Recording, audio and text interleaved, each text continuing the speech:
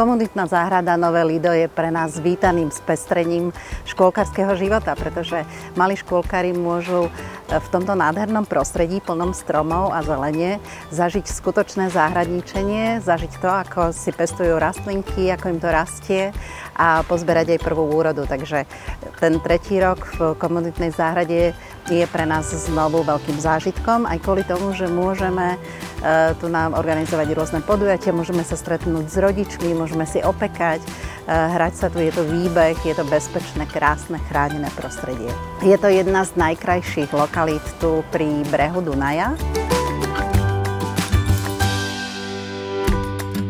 Ja ako rodič sa teším hlavne na tú grilovačku a súťaže a deti určite na opekanie, špekáčiky, na koláčiky a určite tiež na tie súťaže.